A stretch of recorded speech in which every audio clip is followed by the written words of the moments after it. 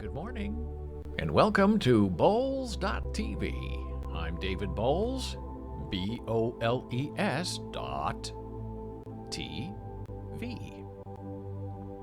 Well, it's another ugly day here on the East Coast.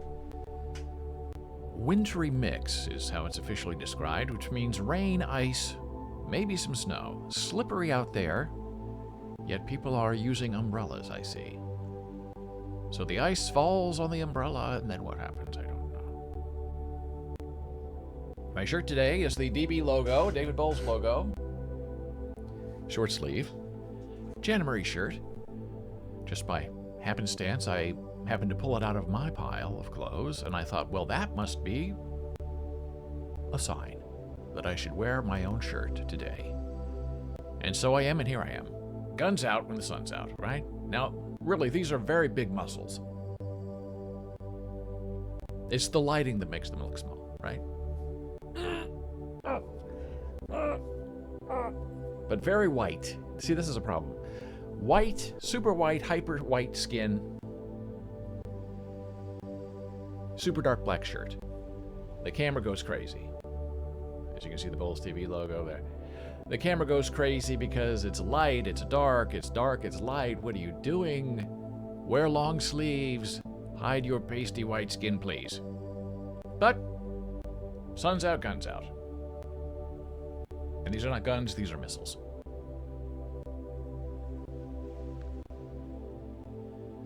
Well, we have an interesting show for you today. We're going to talk about a large plethora of things. Several things to update and to chat about. And we begin with this lovely photograph from the beautiful and talented Jana Marie, taken on the PATH train this morning. And she was sitting next to someone who was watching a movie on his iPad with the captions on. Now that's very lovely and smart. People like captions for a variety of reasons, because you can't hear the dialogue on a noisy train, or you don't want to put things in your ears so you can't hear the danger around you, so you prefer to read instead. And it appears that this person sitting next to Jana perhaps knew other people wanted to watch the movie and be involved, and if you have your captions on, you can include many people. And there's an example. Jana Marie could enjoy the movie today on her way into the big bad city of Manhattan. Now, speaking of closed captions, we are now live captioned, which is why I spell out the name of this show, BOLES, period, TV.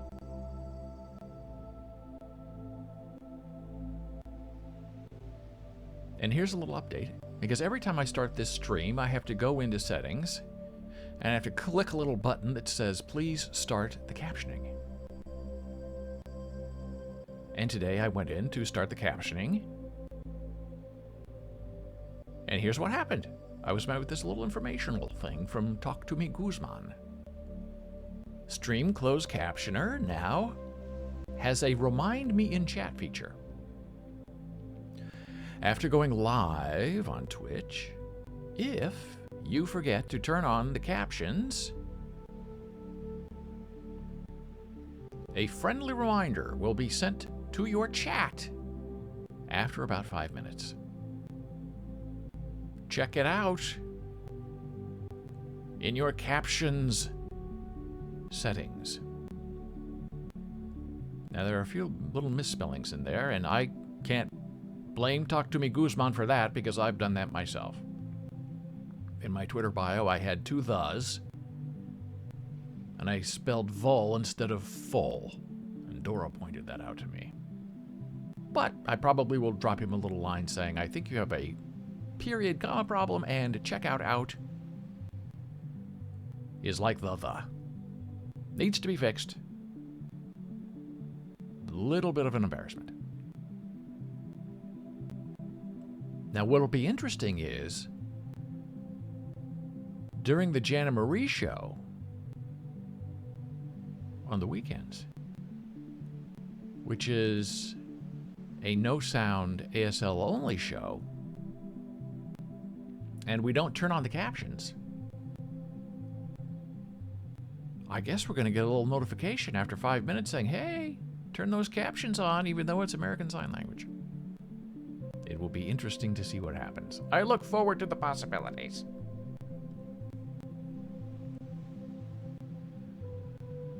Well, now the... Excuse me. It's 9 o'clock. The neighbors are hotboxing. And it also might be the fan. I'm going to go turn off the fan. One moment.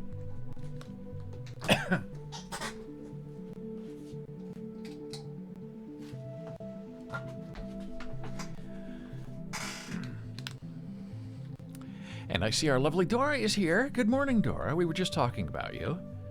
And I don't know if you saw the guns display at the start of the show. If you didn't, make sure you go back and watch it on demand.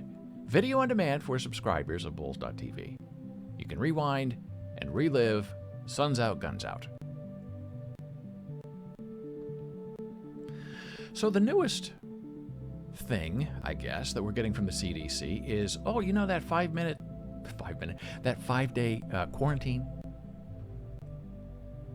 And you don't have to have a test to go back to school or work or whatever, you know that. Well, we've revised it now because so many people got mad at us. But I say to you, because there are no tests available, now I'm talking to CDC. So after 5 minutes, after 5 days, you can go back to work, go back to school. But, however, the CDC now says, however, well, if you're worried and you want to take a test before you go back, go ahead and take a test. However, if you test positive, you have to stay home for another 5 days. Now, people who have good jobs and who can work from home are going to take test after test, and hopefully they will probably keep testing positive in their mind so they can stay home. But the inherent threat in that new policy is that, well, if you decide to test after 5 days, then, oh boy, you're staying home. But if you don't test and you go back to work, well, we don't care. Just doesn't make any sense. And there's some graph that says day 1 of infection, you're 90% contagious where you can give it to other people. And then they say after 5 days, your transmission rate drops to 30%, which to me is still high. A 1 in 3 chance that you can infect somebody. That's a high number after 5 days. After 10 days, your rate of infecting other people drops to 1%. Well, who in the world wouldn't want 1%? But the problem, I guess, is that with this new Omicron variant, that you can test positive for up to 12 weeks.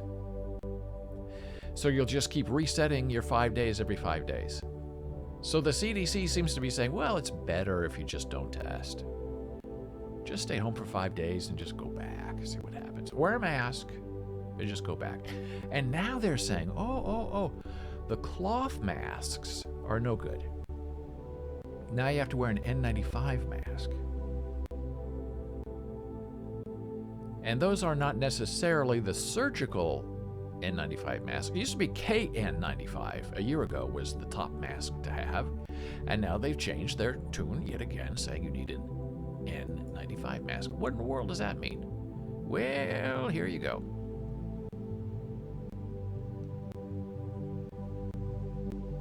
There's a new website that is called projectn95.org. And it's a very interesting website. I don't know if it's run by the government or not, but you can buy pandemic stuff on this website. Is it a reseller? I guess, but it comes highly recommended. Dr. Sanjay Gupta mentioned it this morning. I signed up to get email alerts from this website, and I got an error message saying the server has exceeded 500 email requests per second. We cannot process your want to be added to our email list, please try again later. So I retyped my email address in and it was accepted. So Dr. Sanjay has a lot of power. He overwhelmed their server. And he says that there are a lot of N95 masks that are safe and not safe. Some, they think the ones made in China and overseas are not safe. You want an American-made N95 mask. And this is the place where you can go that they're vetted. These are the good brands. They're the safe brands. They can protect you. And the N95 masks are not cheap, and they are not really reusable in that you can wash them like you can your cloth masks. But I think you could wear an N95 mask for a week safely. I'm not a doctor, but I think that would be okay. If you're not okay with that, at least 3 days is fine, I'm sure. Because they're expensive. So a box of 20 is $40 for this brand, down from $70.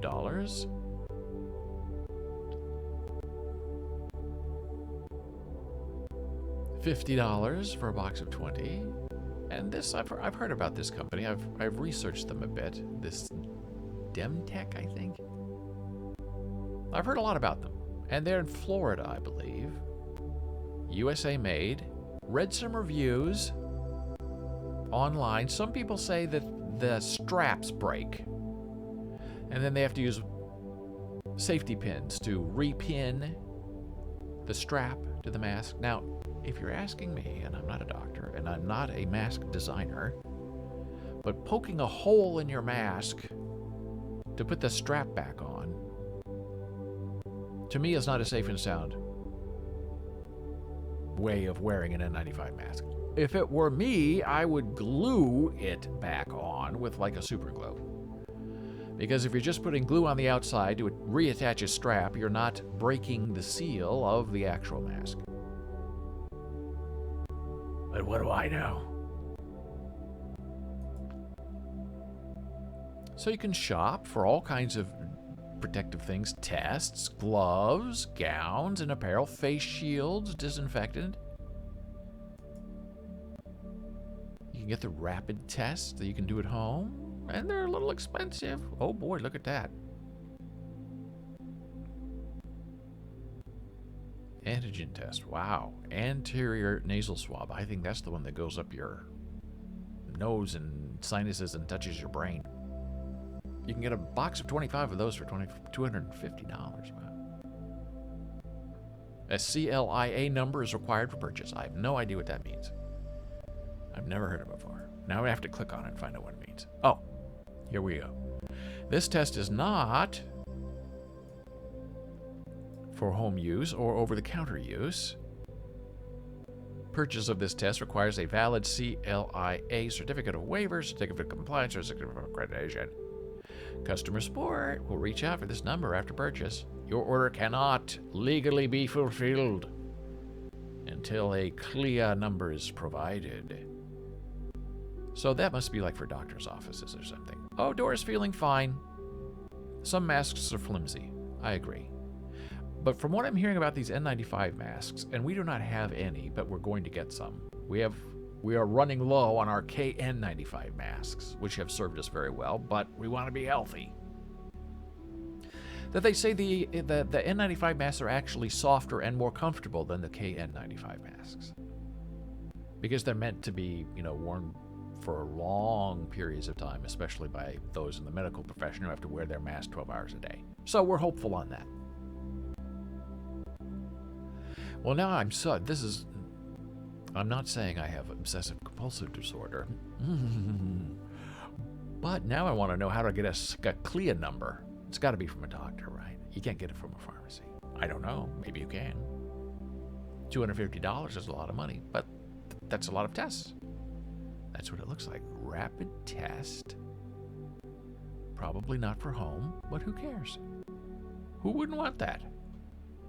Especially if your FSA money will pay for it. Oh, here's the COVID at home testing. PCR testing, $99. Remember, we talked about that a day ago. Those tests that I saw were $89. So this is $10 more expensive. This includes pre-shipping at home. The other one was a test you just did at home, period. So this one you have to send back. Those I don't like. If it's an at-home test, you should get the results at home in half an hour. This does not make sense to me. But, oh, there we go. As Jan Marie says, it's better than nothing. We're FSA, HSA eligible and reimbursable through most medical insurance plans. Well, that's fabulous. That's good news. And if you're on an FSA, HSA plan, your plan just turned over on January 1st. So you have a whole bunch of new money to spend in the new year. Here's something else that's going on. The great governor of the state of New York, Kathy Hochul, has invited me to her State of the State address. And it's online. I wonder if I'm the only one who got the invitation. I'm feeling very special. I remember when Barack Obama became president, I received a big invitation in the mail to his inauguration, which I thought was just like a PR thing. But I guess it was real because I talked about it online and people were very angry that they didn't get a similar invitation. And by the time I figured out that it was authentic and real, it was too late to do anything about it, like go. But I like Kathy Hochul. I think she's doing a very good job. She does not appear to be the egomaniac that the Cuomo brothers are. She's doing a wonderful job. And I wish her the greatest success. Do you remember? I believe it was this week when we played Name That Poo. It was a new game show where we discovered our poo and if we were constipated or not, or if we were diuretic. Well, it continues. There is power in the poo. And it's slightly terrifying for what I'm about to show you. There are cities that test their waste sewer water to track COVID-19 infections. So people don't have to self-report. The poop is anonymous. And the city gets an idea of what's going on from a reality-based point of view. And it's scientific. So in Massachusetts, they're testing your poo to see how the city is doing and the state is doing in the poo department when it comes to COVID-19 infections. And you don't have to be a poop expert to see, wow. This is the rate of infection starting in 2020, March of 2020, January, February, March 2020. And the latest report is December of last year, so a couple of weeks ago. Higher is worse. Higher is a record in number of infections. The poop tells all. You can't get DNA from poop, but you can tell who's infected with COVID-19. And this is not good for the future. This is really terrifying. From under 2,000 to over 16,000. And it gets more interesting as they break it down. North has this line. Terrible. South has this line. Just as terrible. And why did they divide into North and South?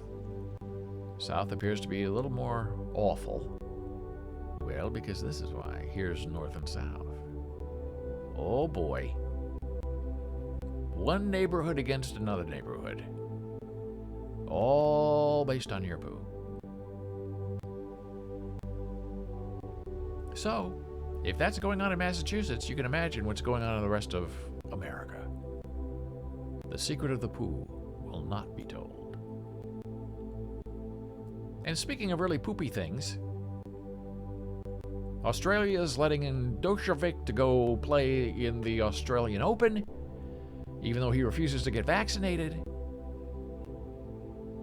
And the whole country's up in arms. Wow, why have we been locked down for a year?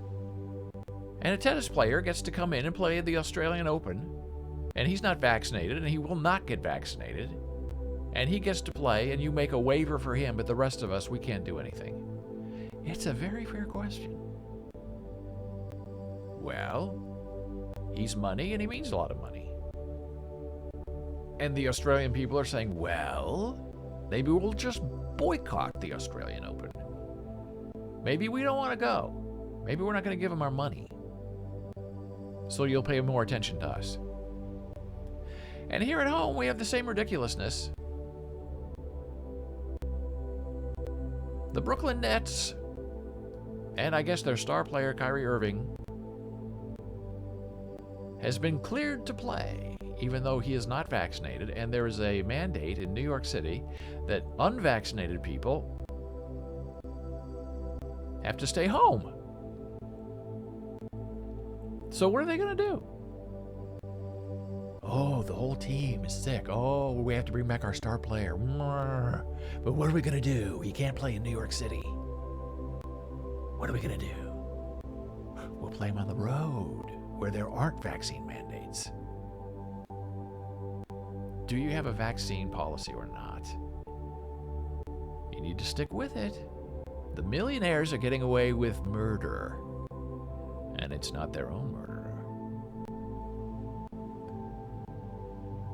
Kyrie Irving, who remained mostly silent with the exception of cryptic posts on social media during his absence from the basketball floor, said recently he respected their decision after he made his not to get vaccinated. Then the team backed down. COVID ripped through Brooklyn's locker room as the Omicron variant slammed New York in December, and the Nets softened their position about paying a star not to work. Their plan to survive a COVID surge was welcome back a proudly unvaccinated employee, effectively making Irving the NBA's only part-time player. His return plans were immediately complicated. It took less than 24 hours for Irving to be sidelined by the NBA's health and safety protocols. Thank God. However, as soon as he was cleared, Irving hit another snag. The Nets were playing in New York City, where he can't play. Wednesday's game against the Pacers is his first chance to see the floor since coming back to work. He's currently eligible for 22 of their remaining 47 games. But a prolonged Nets homestand toward the end of the regular season means he might go nearly a month before the playoffs, having played exactly once. It's unclear if that means he will be rested or rusty. It's also unclear whether Irving's availability next to Kevin Durant and James Harden will change the way the Nets strategize for the playoffs. And there you have it. The ridiculousness of big money in tennis and basketball. Let the little people suffer, so the millionaires can hit a ball and throw a ball through a net. Now, this is really just deliciously wonderful in a very dark and horrible way that I'm going to share with you now.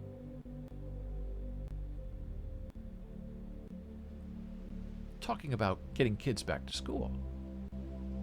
And here's a doctor who said, in case no one has told you, the odds your kids will be at school in person in 2 to 3 weeks in the U.S. approach 0 in most areas, as we found out in Chicago, where the teachers refused to go teach.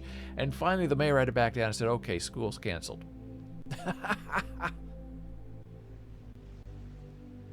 No matter what your BOE or governor decide about opening, there won't be enough people well enough to run the buses, make the lunches, clean the classrooms, or teach Plan now as a family. And she follows it up with, I do think we'll see a rapid peak of Omicron cases by some point in January and then a fall. But enough critical staff will be sick in schools that it will be logistically impossible to keep most schools open during January. Our own county has 90 driver shortfall to start the school year. And what's most funny about this is I read that there are some towns where teachers are sick. It's not the kids who are at risk going back to class, really. It's their teachers, because the teachers are older and more susceptible to getting infected by their students. And there are some school districts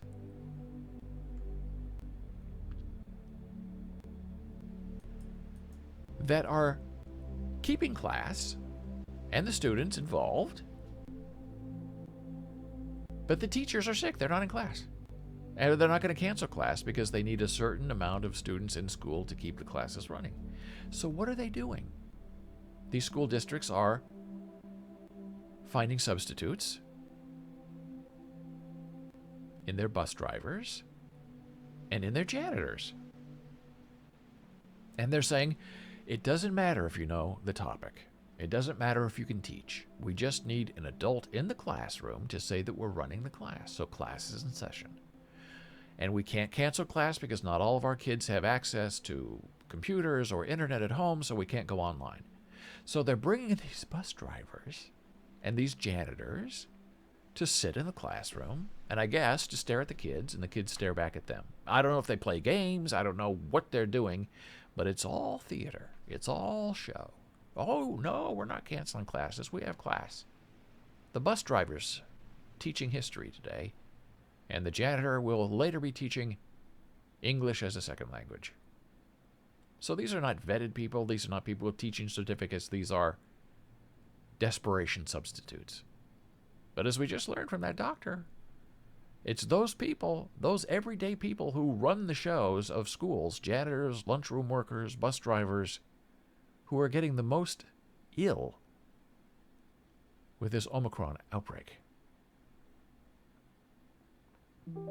And with that, we're going to take our very first blood pressure break. Back in a moment.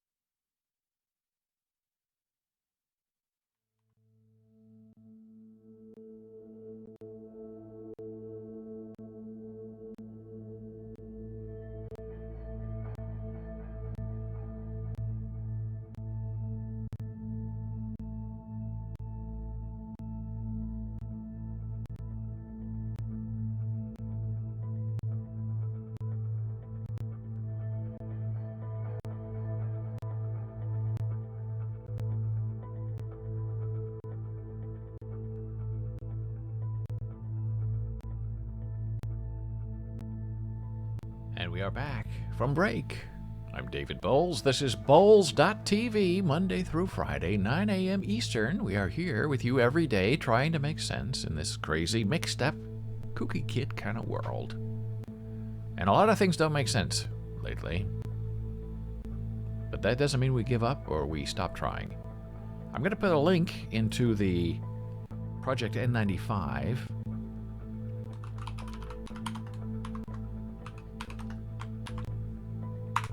If you want more information, you can check chat and click there and buy or not buy, but it seems like it's a reputable place. Well, you'll get true N95 protection. Excuse me, unlike some places, I guess, that online you don't know what you're buying or where it's coming from. And a lot of these masks that claim to be NIOSH, N-I-O-S-H, compliant are not. And one way you test it is that NIOSH number is printed on every single mask somewhere. And you compare that number to the number that's on the box. And some people are buying brands, I think Honeywell was one where they purchased them online from a big box retailer, and they said, look, the numbers don't match the mask in the box, and none of the masks are wrapped in any kind of plastic. They're just thrown into this regular box that's not even sealed. And people online said, I don't think those are real masks. And then Honeywell responded and said, those are fake masks, and we're sorry, we have nothing to do with it, but throw them away because they're not certified and we didn't make them. They may have put the Honeywell name on them, but they're not our masks. So you really got to be careful out there. A lot of terrible people trying to steal your money. Last week we discussed the failure of West Side Story as a movie. A Steven Spielberg massive movie. And since then, we also had the Lucy story, right? Aaron Sorkin wrote and directed. And that didn't go over very well either. And you have to ask, who's interested in Lucille Ball from 60 years ago? It's a generational thing that doesn't seem to make sense. So Peggy Noonan, who writes very well, was Reagan's speechwriter. She wrote the wonderful speech, It's Morning in America. And here's her take on why West Side Story flopped at the box office. She has two ideas. She said the first idea is that some who'd be a part of the movie's natural audience might not have gone to the movie or watched it because they assumed it would be woke. And we know what that means, right? Because most of what comes out of Hollywood is woke, politically correct, and they experience wokeness as a form of intellectual and moral harassment, which I understand and I agree with it. You can be thoughtful and involved, but you don't have to be extreme about it. People don't want to see something they love traduced, so they'd stay away. Here we go. I looked this up because I didn't know the meaning, but I'm going to look it up with you. Traduce. Traduce. Speak badly or tell lies about someone as to damage their reputation. It was regarded as respectable political tactics to traduce him. Okay, Peggy Noonan. People don't want to see something they love traduced, so they'd stay away.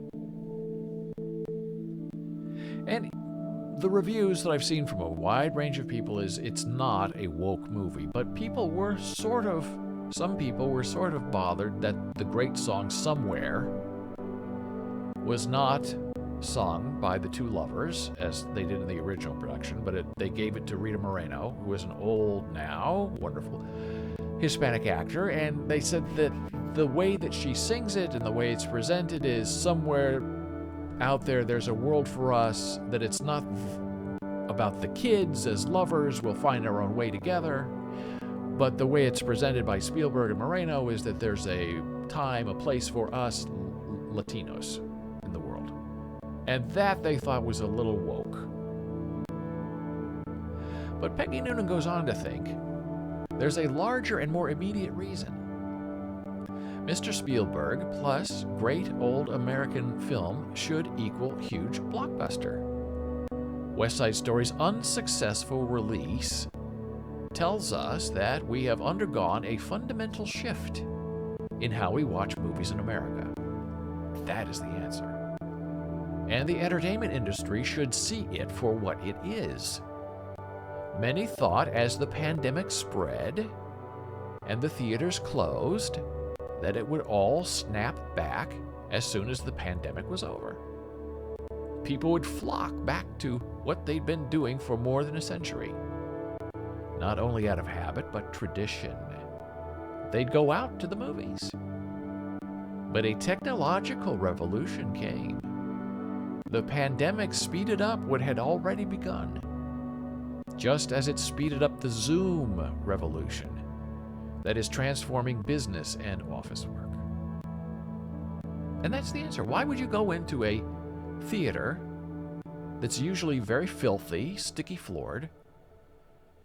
I would say, I'm old, but people who go to the movies lose their manners. They think they're at home, and they're talking, and they're laughing, and they're on their cell phones, and you want to watch a big screen in quiet and not have people's cell phones lighting up the audience. The culture has changed. And if you do it right, you can get a really nice TV, a fantastic sound system, close all the windows, bring down the draperies, sit in the dark, and watch a fantastic movie on a great big giant television screen at home. And you can stop and go to the bathroom, and you can come back, and you can stop and get something to eat, and you can come back. And you can do it whenever you want to. You can watch a movie at 3 in the morning or 3 in the afternoon. There's no time schedule that you have to keep as you do with regular movies. So this is going to be a big and awful change, I fear, for the movie theater owners, not the movie people makers. The people who make the movies are going to make a lot of money because people want to watch original shows all the time from home. We have a lot of time now. We're not going out and doing things together. But if you have a movie theater, I don't know how you get out of it. I mean, if you have an IMAX movie theater, maybe. That's interesting. People might go to see a spectacle. But if you're going to see the Lucy and Desi Arnaz story, there's no immediacy to go see that right away. I'll just watch it when it comes out on cable. As you may or may not know, I am a Columbia University grad at the graduate school level, and it dismays me when I read what Columbia University is doing to their teacher assistants. They don't want to pay them anything. Not a living wage, anyway. Columbia University! And NYU's not really much different. But what most people fail to realize is that these adjuncts and teacher assistants teach 76% of undergraduates, especially at these prestigious schools. And the name faculty, the famous faculty, they teach the upper level classes and graduate courses. They don't want to deal with undergraduates and the thesaurus and the complaining, and I don't want to go to class, and I don't feel good, and here's my doctor's note. They don't want to hear it. They don't want to deal with it. And the university says, you don't have to deal with it because you're famous, you write books, you're important, we want your name on our masthead, so you just teach whatever you want to do, research whatever you want to do, and we'll leave you alone. We'll let the adjuncts and the TAs teach all the undergraduate kids. And that's just the way it is. So these TAs want to be paid a living wage for New York City. And they are unionized now with the UAW. Columbia this spring offered to raise its minimum hourly wage from $15 to $17, and the salary of doctoral candidates with 12-month teaching appointments to $42,000 a year. Rejected. Columbia upped it to $20 an hour and $43,000 for full-year positions. The United Auto Workers, which represent the graduate students at Columbia, wants $45,000 for a 12-month appointment and a minimum $26 an hour rate for non-salaried workers with annual increases. The union says a single adult has to make at least $45,000 to live in Manhattan in June of 2020. And that's before this year's inflation. Columbia University made $3 billion in return on investments the last year alone, the union says, adding that its demands for a 3-year contract would amount to a 3% of its increase in net assets from investments. Columbia charges $63,000 in undergraduate tuition and $82,000, including room and board, which over 4 years is as much as the cost of a home. The president of the university earns $4.6 million a year, and full-time professors make on average at Columbia University in the city of New York $268,000. It is fair to ask why the university can't afford to pay the student workers who are doing all the work of the teaching, many of whom are being buried in student loan debt that they will never be able to repay. More given they do much of the teaching and the grading. And it's absolutely 100% true. And that's most of the elite schools on the East Coast. We're not talking CUNY, we're not talking public schools, we're talking Ivy League, private universities, Princeton, NYU. And it's disappointing that Columbia doesn't want to pay their people. But the students will win. They're going to go on strike. They've already approved a strike, and now Columbia is starting to get a little bit scared. But these universities is really the only thing they understand. They don't understand politeness. They don't understand comedy. They say, you take it or leave it. And students and adjunct faculty are getting to the point of saying, I think I'll leave it. You're not paying me what I'm worth. And then the university starts to pay attention. A couple of weeks ago, we talked about the mass graves found of young Indian students in Nebraska. Sad, terrible thing. And now it's expanding into the Catholic Church, because the Catholic Church in the Midwest ran a lot of these houses of charity that sort of was supposed to teach and protect these Native American children. And now the Native American communities, empowered, say, look, we want to know who was in school, who died, why, and who was teaching them. And the Catholic Church is saying, well, we don't really know. We don't have records that go back that far. And many of the records were locally held, so you can't ask the church for those records because they've all disappeared. Well, the Native American community is not accepting it, and they're trying to get answers. The inquiry is underway in numerous dioceses follow an Interior Department investigation launched in June into these institutions, which were set up by federal government to assimilate young Native Americans. Native students sometimes faced physical and emotional abuse, and thousands might have died from accidents, disease, and other causes. Most of the schools were shut down by the 1970s. In recent weeks, leaders of 4 Minnesota dioceses met with tribal leaders to determine how best to investigate several now closed boarding schools affiliated with the church. At minimum, we want to assist the tribes in accounting for those who attended the schools and identify whether they are any remains that can be brought home to reservations. So to reclaim the past, you have to go into the filthy history of it. And if you want your ancestors, you have to go in there and take them by force. You have to go in there and demand your people back. And the right thing to do is to go find the people and give them back. Will the Catholic Church help, or will they just continue to kind of stonewall? It'll be an interesting test of faith.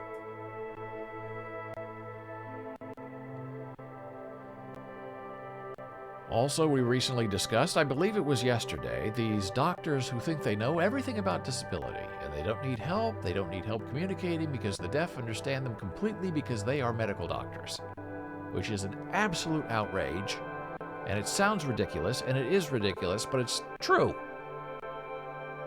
And here's an article that pops up yesterday.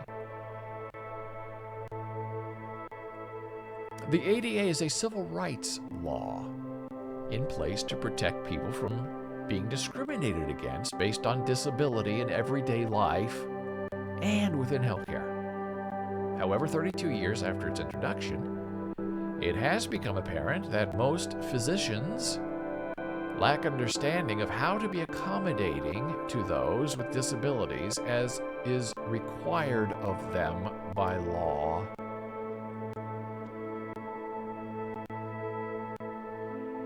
Researchers at Massachusetts General Hospital reported during a survey they found that more than a third of their doctors knew little or nothing about their legal requirements as illustrated in the ADA.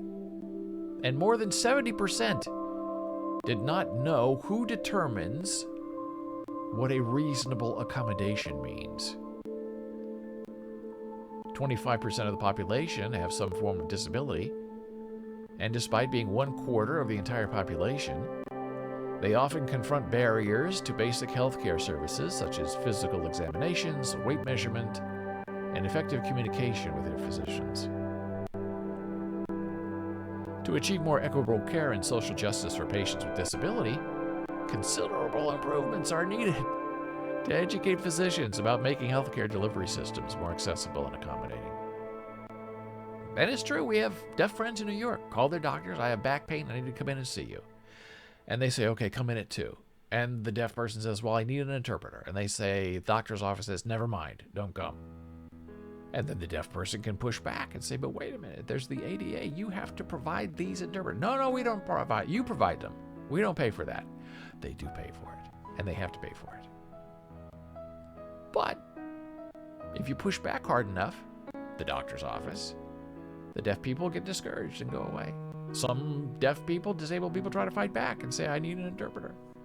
And then what the doctor's office says, oh, okay, we'll get you one in 2 weeks. That's how long it takes us to find one. The longest is maybe a couple of days. But they know that if they delay you enough and you're in enough pain, that you'll say, oh, never mind, forget it. I'll just go to the emergency room. Now, some hospitals have permanent on-staff interpreters for the deaf. A deaf person comes in, a call is made, the interpreter, wherever that interpreter is in the building, comes right down and interprets. It's really fantastic and necessary. But not all hospitals offer that. They have a lot of on-call interpreters, so that's fine too. But they have to get dressed, they have to travel, they have to come in, take off their coat. I mean, it's an hour for you to wait for an interpreter to show up. But if the interpreter's on staff, working 8 to 5, then they're immediately served. But it's difficult being disabled in America. You think, oh, we have it so easy. This ADA thing just guarantees all these great rights. And things are really moving more backward than forward. And it's a sad and awful thing. Yesterday, we saw flu vaccine posters from the CDC. And I realized that there is a whole library of images that we can use to get information out into the world. And it's provided by the CDC for free.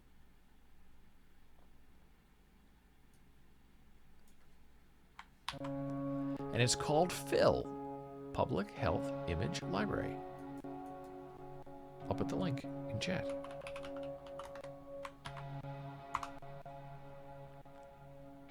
It's a wonderful thing.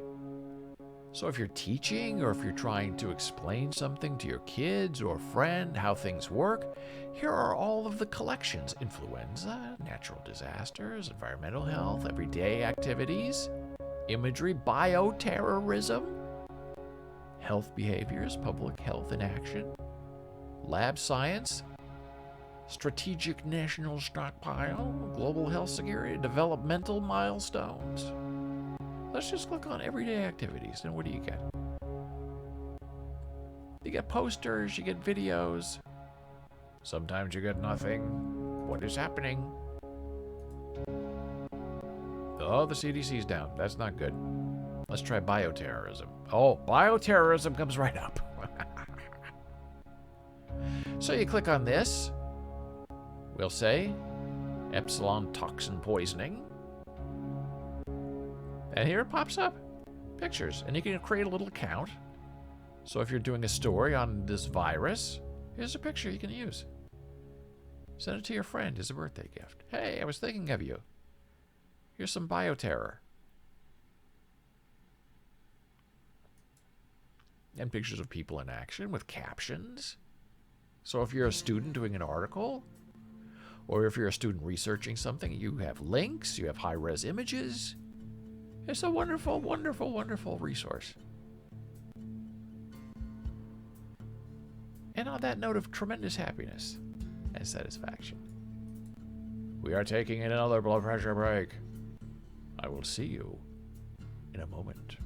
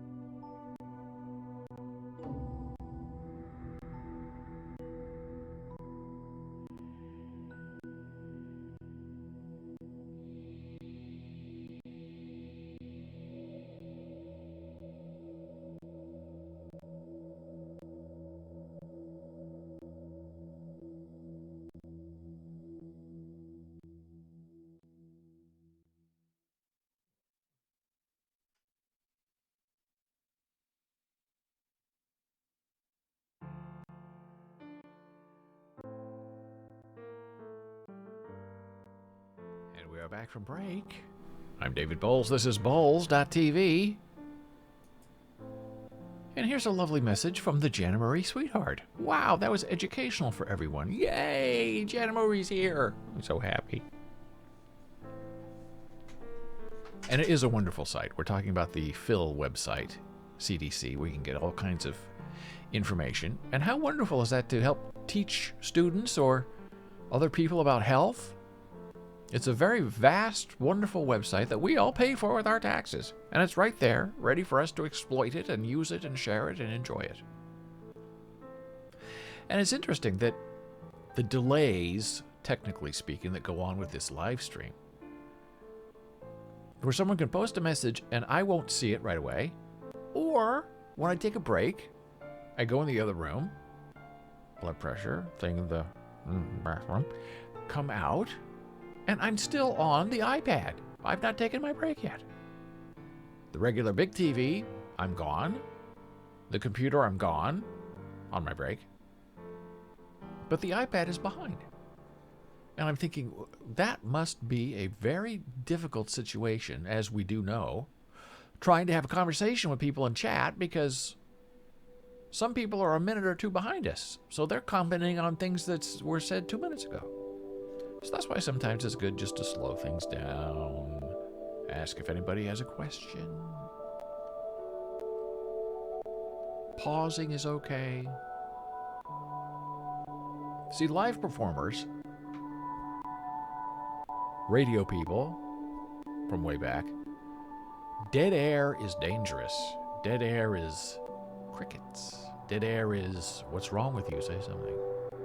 But when you're live streaming, dead air, waiting for people to get caught up on the stream, is sort of important.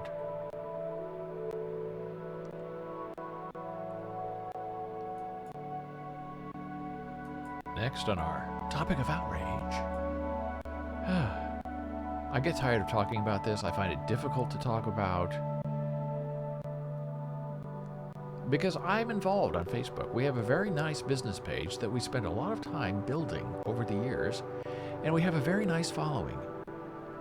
But the things that this Facebook is responsible for, in some ways the destruction of our democracy, is just astounding and disappointing. There's a big research paper that came out this week that I'm going to share with you in a moment, but this is the whole idea behind it. Researchers discovered that mainstream parenting communities on Facebook were exposed to misinformation from two different sources within Facebook. First, during 2020, alternative health communities, which generally focus on positive messaging about a healthy immune system, acted as a key conduit between mainstream parenting communities and pre-COVID conspiracy theory communities that promote misinformation about topics such as climate change, fluoride, chemtrails, and 5G. This strengthened the bond between those communities and allowed misinformation to flow more freely. Alarming. Second, a core of tightly bonded yet largely under the radar anti-vax communities, which were found adjacent to the mainstream parenting communities, was able to continually supply COVID-19 and vaccine misinformation to the parenting communities. What's more, neither of the alternative health communities nor the anti-vax communities were particularly large groups by Facebook standards, meaning that they could still be flying under the radar of platform moderators.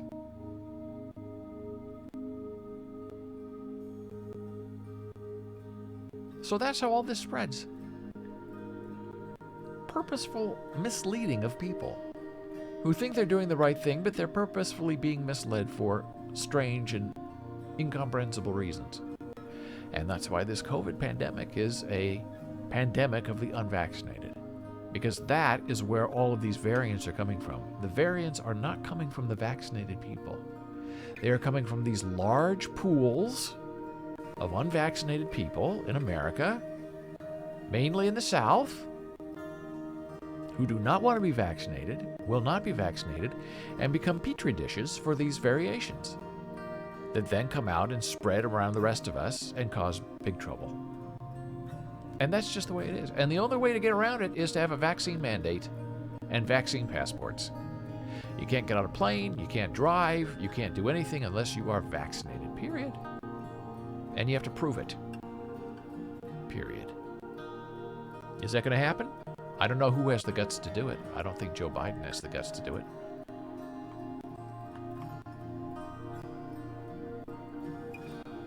States, governors? I don't think so. So this is the study about the Facebook groups. Fantastical. I'm not going to read any more of this to you, but you can see as we page through it that there are charts and definitions and graphs.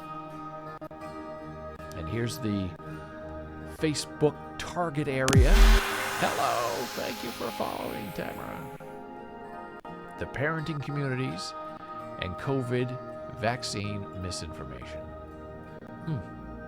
It's very well done, very deliberate. And what's Facebook going to do about it? Are they going to fix it?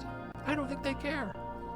As long as people are on there using their program, their platform for whatever they want to use it for, Facebook's fine with it. Sure.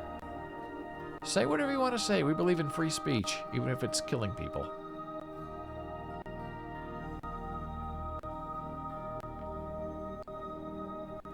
So this is scientific, this is mathematical. It's going to be very difficult for Facebook to try to deny this, but they will because that's all they do. Our study, in the conclusion, goes beyond current approaches to misinformation that presents little more than verbal guesswork by developing a mechanistic understanding of how misinformation manages to thrive in the online social media system. Our study is, to our knowledge, the first attempt to develop a generative, quantitative, engineering-like theory to tackle misinformation and its dynamical evolution at scale, and hence also goes well beyond descriptive statistical studies and narratives about what has happened in the past. It's a fantastic study and story, and I'm sharing it with you right now in chat.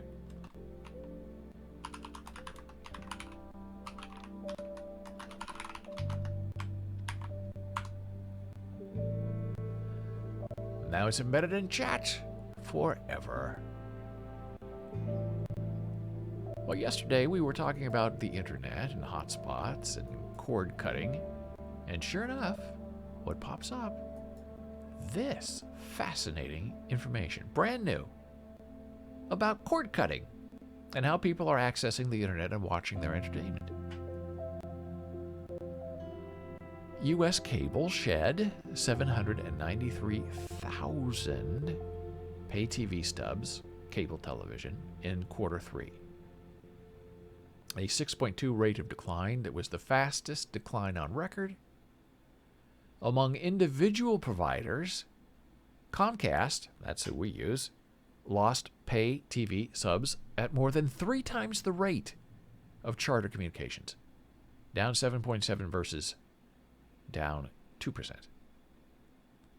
The rate of loss among satellite TV providers at 12% is nearly double that of U.S. cable, but the rate of decline is at least somewhat off the recent bottom of 14% a year ago. Dish Network's focus on rural markets helped to improve the rate of sub loss to 6% versus 7% a year ago. However, Dish's rural successes could be challenged as telcos, cable operators, and other mainstream service providers ramp up fiber network builds in underserved and unserved areas, opening the door to an array of streaming services. So people are cutting the cord. They don't want a cable box. They don't want to be told what to watch. And here's the graph that very visually demonstrates what's going on. Pay TV subscriber growth. First quarter of 2010 is where it begins, at a high, 2%. And in quarter 3 of 2021, almost down 9%. 9% loss in about 10 years. That's a lot of money that's going out the door. These are people who are cutting the cord and just having internet only and subscribing to what I call buffet services, like Hulu and Disney Plus and all those other things, because they want to pick what they want to pick. And a lot of people have high resentment for the ESPN package from Disney because they say, I don't want sports. I'm not interested in sports. Comcast, Verizon, they force ESPN on me. I don't want it because it's like $5 a month, $6 a month. It's the most expensive network of all of them. So I would rather have that money back than to pay for ESPN. And these cable companies say, too bad. It's part of your bundle. You're taking it whether you like it or not.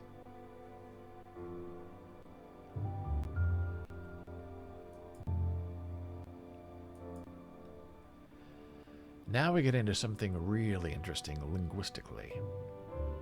The idea of raising children and babies, I was always taught, is you speak to them as you speak to your peers and your friends and other adults. You don't talk baby talk to babies, because then they talk like babies until they hear other people talking and they realize, excuse me,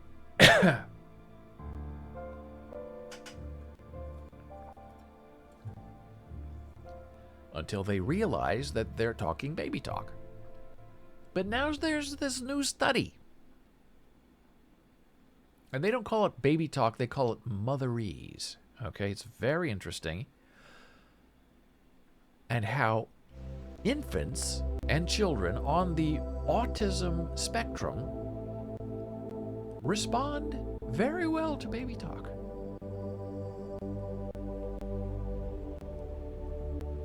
Motherese is a form of simplified, exaggerated, melodic speech that parents use to communicate with newborns and young toddlers.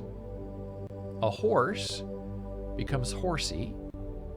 A dog becomes doggy. Parents become mama and dada, mommy and daddy. The tendency to speak in such short, sing-songy phrases is universal across cultures. Previous research has shown that infants prefer to listen to motherese, more formally known as infant-directed speech, over adult-like speech. That it is it more effectively holds their attention and is an important component of emotional bonding and fosters learning experiences between child and parents. Who knew? Now we know. An early sign of autism spectrum disorder, ASD, in children is a reduced response to motherese speech and challenges is sustained attention to social information in general. In a new study published 2 days ago in the Journal of Human Behavior, researchers at the University of California, San Diego School of Medicine employed a number of techniques to pinpoint the regions of the brain responsible for a child's response to baby talk, motherese. The hypothesis was that ASD infants and toddlers experienced impaired development of innately driven neuromechanisms that responded to motherese.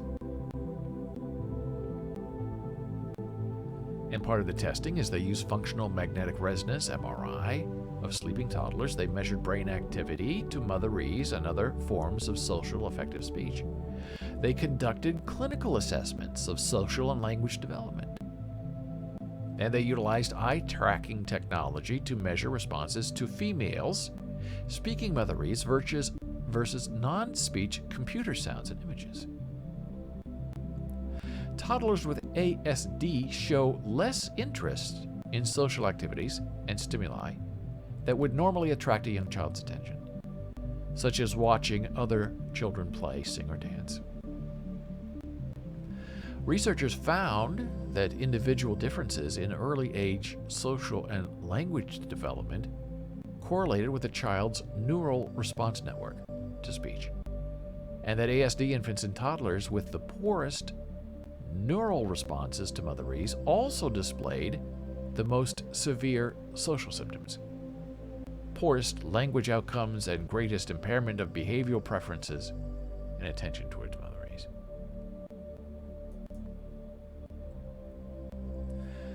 Researchers noted that the superior temporal cortex, a region of the brain that processes sounds and language, responded more weakly to Motherese and emotion speech in ASD children, who also had the poorest social abilities and lowest eye-tracking attention to Motherese. The opposite was true among typically developing children, who displayed strong superior temporal neural responses to Motherese and emotional speech. A small number of toddlers with ASD showed strong brain activation and interest in Motherese speech, as determined by eye tracking. Our conclusion is that lack of behavioral attention to Motherese speech in ASD involves impaired development of innate temporal, cortical, neural systems that normally would automatically respond to parental emotional speech. The fact that a few children with autism did show strong brain activation and good attention to Motherese speech is encouraging for two reasons. First, because it suggests that these particular toddlers with autism are likely to have good outcomes, a newly discovered and important subgroup. And second, it suggests a novel avenue for treatment. Completely and totally fascinating. I just love it.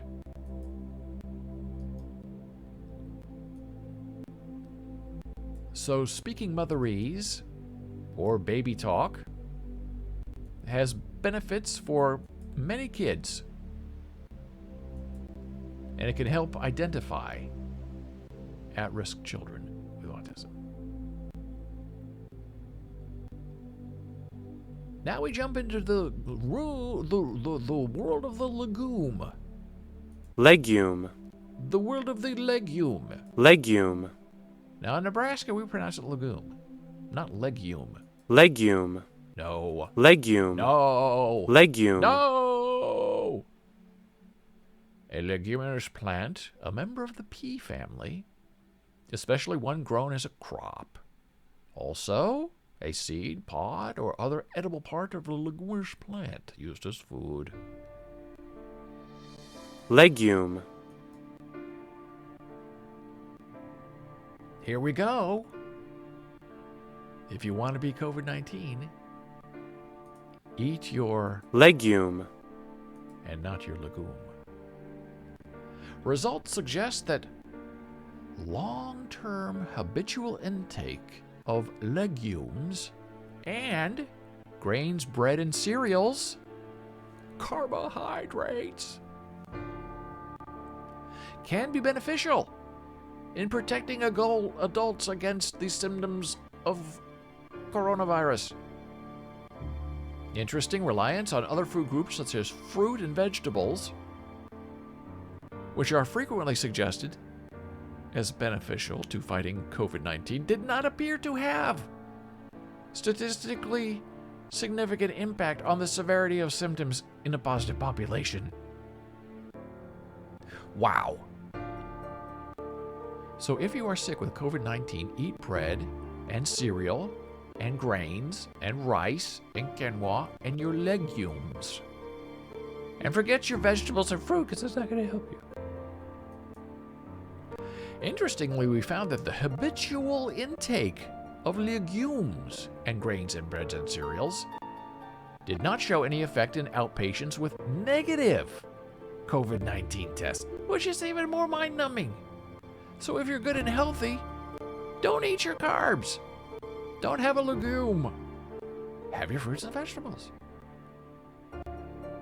So that may indicate that the effect of these types of foods is only in COVID-19 patients, and their habitual intake may not decrease symptom severity in other patients, such as those with a common cold or influenza. In a recent study, it showed the gut microbial composition of patients with COVID-19 was different from that of H1N1 patients and healthy controls. One of the findings was that the abundance of all those things was higher in the H1N1 group than in patients with COVID. This is an observation that should be further explored in future studies. Wow. And here's the study. It's fabulous. The association between severity of COVID-19 and habitual food intake. COVID-19 and legumes. I'm putting the link in the chat. Legumes. Excuse me. Fabulous. So, your diet has everything to do with how well you heal from COVID-19. And it's just the opposite of what healthy people should eat. Healthy people, they don't want a lot of carbs. If you're sick with COVID-19, eat your carbs and your legumes, and you will be incredibly healthy. And on that note, we're not done, but we're taking a very small blood pressure break. Momentarily, back in an instant.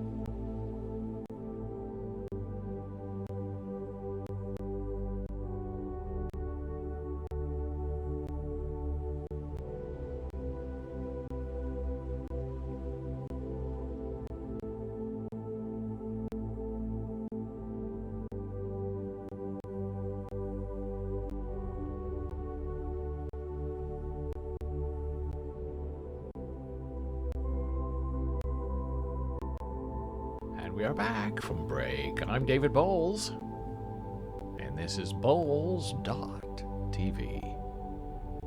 Boles, period, TV. And we're here live with you every Monday through Friday at 9 a.m. Eastern. The beautiful and talented Jana Marie is here with you around 10:15 on Fridays to give you a formal, hardcore ASL lesson in American Sign Language. And she also pops up on Saturdays and Sundays right here on Boles TV at 11 a.m. to talk about language and talk about disability and services. And she tells stories and sings songs, and maybe one day she'll do a little dance. Put a little seltzer down her pants. That's a joke from Mary Tyler Moore Show.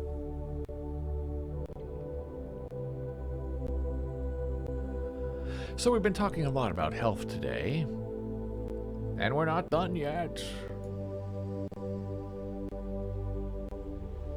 There's a new thing in town. There's a new way to do PCR tests at home that are cheaper, faster, and more significant than what we have now.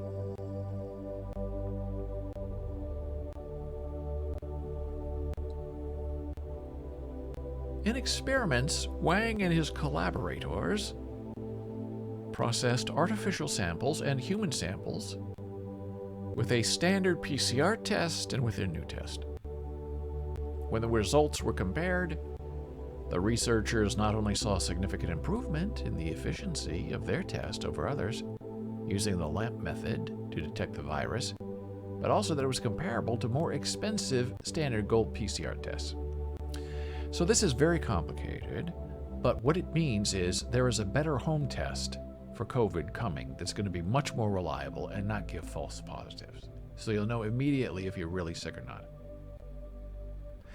And it's a saliva test. It's not a nose test. It doesn't go up and poke your brain or, to put a swab in your nose. And this is the actual test. And the abstract describing the test.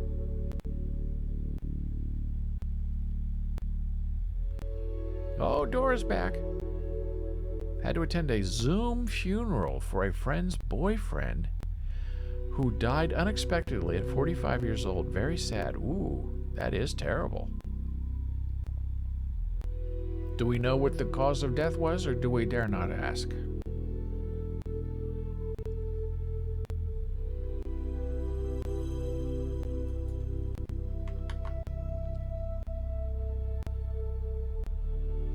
I think a heart attack. Oh boy, Dora. That's terrible. That's really sad. 45. Oof.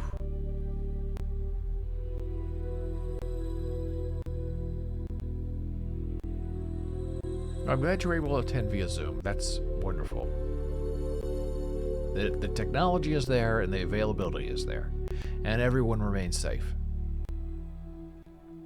So this is the research paper on the new LAMP protocol. Let me put that in chat as well.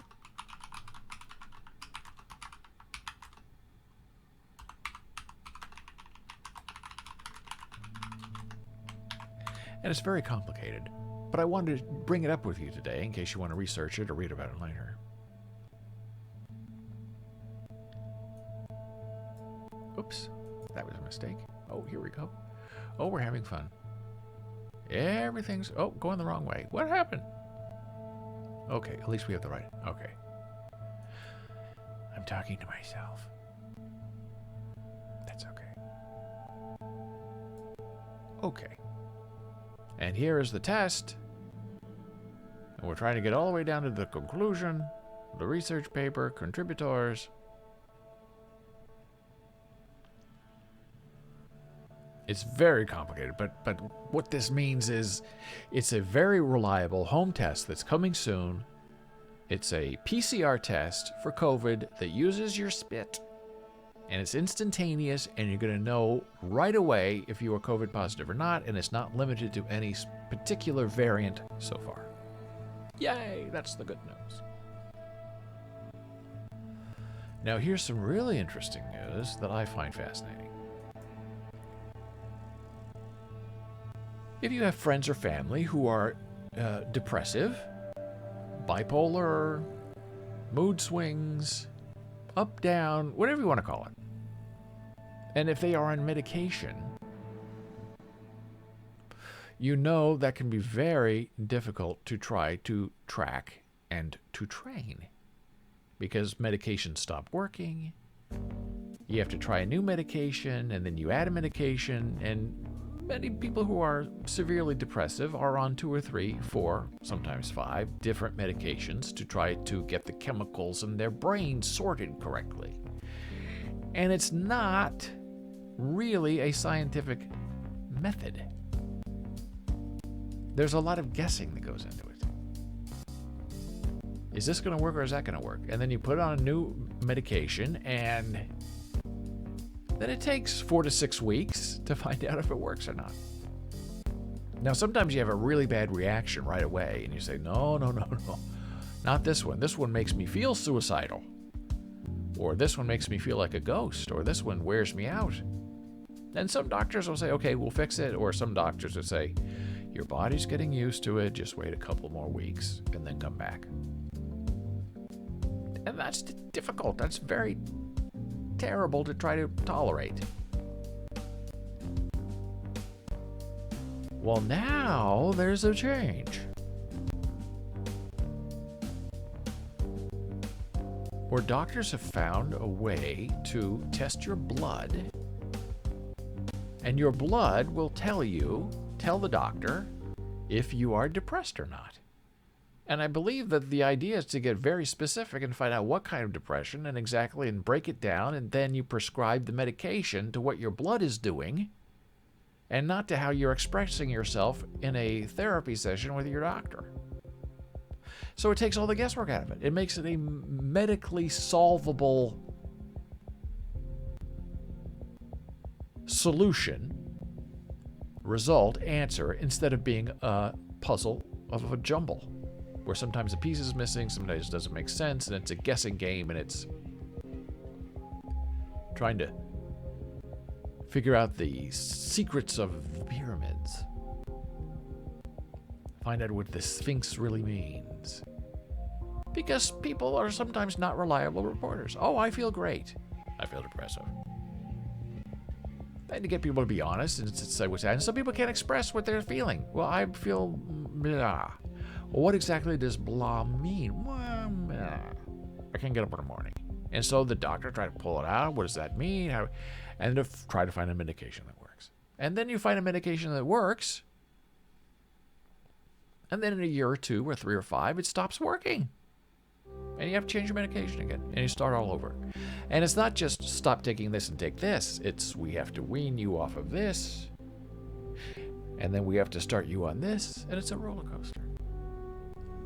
So this new blood research for depression builds off previous studies by several investigators that have shown in humans and animal models that depression is consistent with decreased adenylyl silase, a small molecule inside the cell that is made in response to neurotransmitters such as serotonin and epinephrine.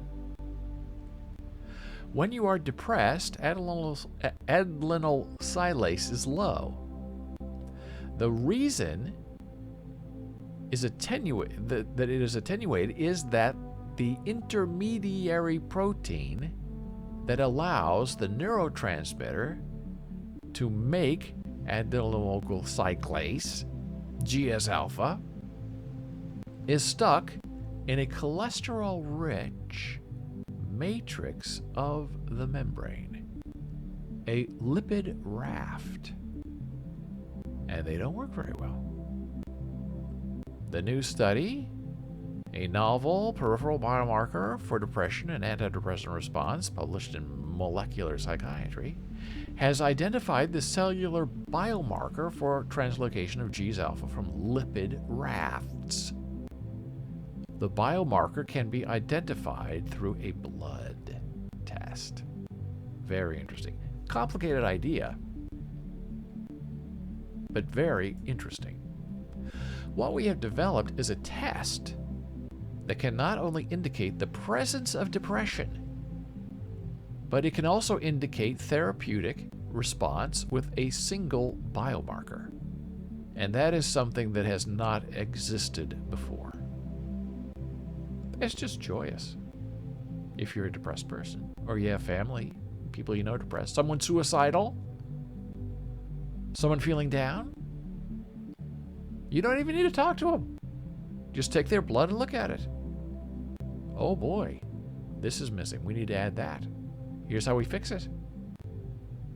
And sometimes people who are suicidal or psychotic can't express themselves. So now their blood can speak for them. Researchers hypothesize they will be able to use this blood test to determine if antidepressant therapies are working, perhaps as soon as 1 week after beginning treatment. Previous research has shown that when patients showed improvement in their depression symptoms, the G's alpha was out of the lipid raft.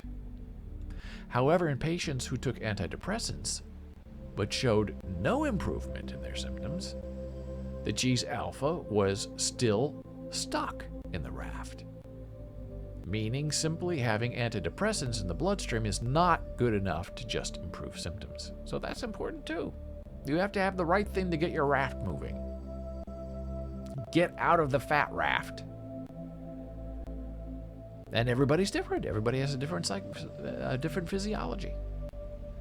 A blood test may be able to show whether or not the G's alpha was out of the lipid raft after 1 week. Because platelets turn over in 1 week, blood platelets, you would see a change in people who were going to get better.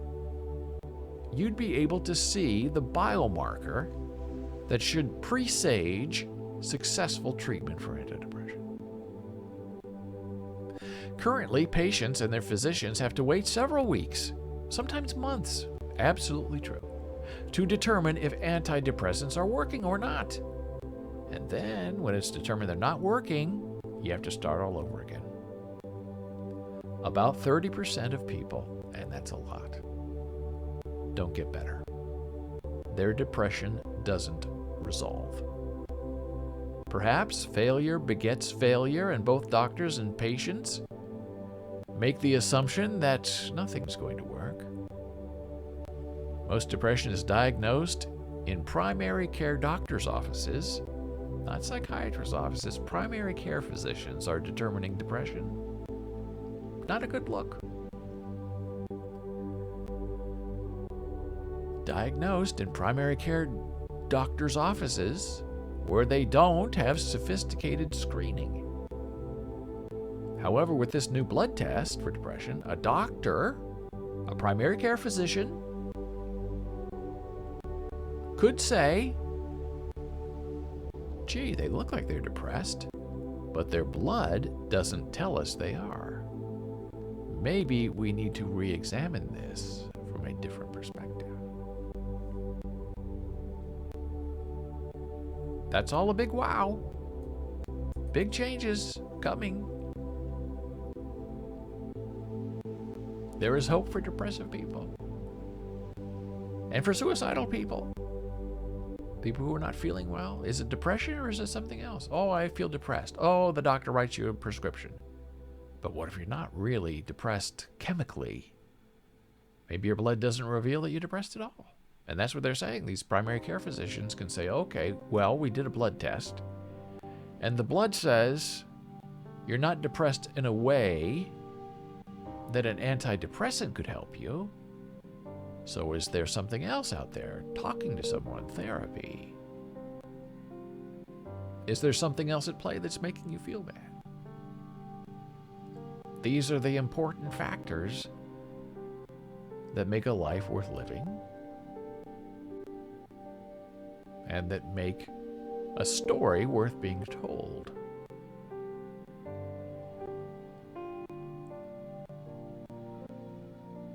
And it can be a very difficult experience waiting for a diagnosis of depression, because right now you just go to a doctor, a psychiatrist, If you can get in, I mean, these psychiatrists, from what my friends tell me, it's very difficult to find a good psychiatrist who accepts your insurance because they don't want to accept insurance. Doctors today, many of them don't want to deal with the insurance companies because it takes too long to get paid back and they don't get paid back enough. So if you want psychiatric help from an MD, you pay for it yourself out of pocket. And I know people who pay $180 to see a doctor for 10 minutes. There was one woman friend of mine who was told by her psychiatrist, well, we accept your insurance, but your copay is $300.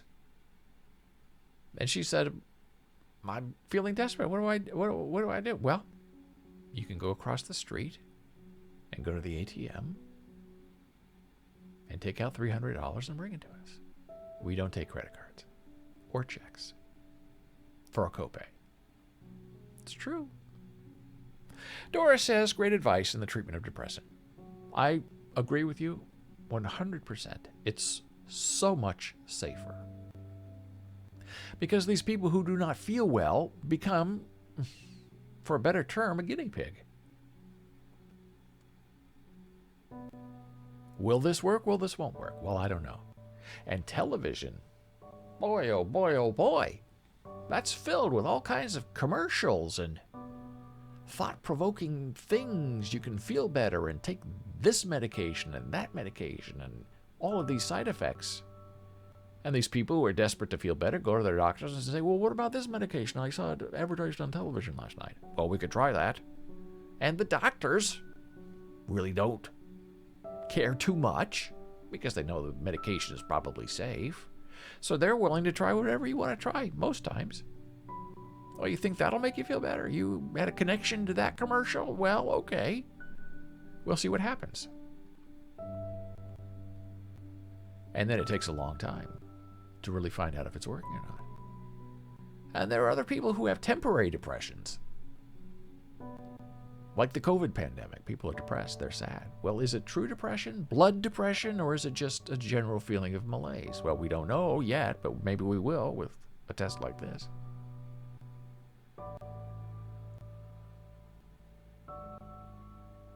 And this is good news because it takes the judgment factor out of it.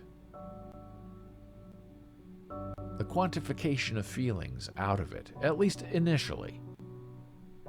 Are you clinically depressed? Blood test says yes. Okay, so we know where the depression is and here's the medication to fix it. If the answer is no, then we need to find some other way to get you feeling better, which is very helpful in itself. We know it's not this. We know it's something else. People who have heart attacks, and they get sent home. And many of them fall into a deep depression because they're facing the end of their lives. They're facing death. They're facing the possibility of the unknown that they never had to face before, and it makes them depressed. Well, are they blood depressed, or are they just feelings depressed? Or is their heart still recuperating for them? We don't know. It's all guessing. And a lot of doctors will just give you a little antidepressant, if you ask for it, to pep up your mood, which is probably not the way to do. Properly prescribe an antidepressant to either a depressed person or a person who just wants a little kick. But that's medicine today. Some doctors get paid money for new medications that they prescribe. So you have to be careful of that too. Who do you trust? You don't know. You have to trust yourself. Do your own research. And I would give you the link to that research, but there is no link. I looked for it, I couldn't find it. I found the report on all the links that go to the article are unfound. But I'll keep looking. And with that, it appears that we have reached the end of this wonderful live stream today. I've enjoyed our time together. You can send me an email, david@boles.tv, B-O-L-E-S period TV. You can find me on Twitter, @DavidBoles, Facebook, BOLES, the Instagram, Boles Books, the TikTok, Boles TV as well. And if you have a question you'd like to ask Jana Marie about American Sign Language or disability or finding jobs for folks who are disabled, you can email her directly, jana@boles.tv. I thank you for being here today. I enjoy your company. And I hope I'll see you tomorrow, right here, bright and early, 9 a.m. Eastern. Have a good rest of the day, night, or wherever you are in the world. May you sleep well and wake up healthy. I'll see you tomorrow.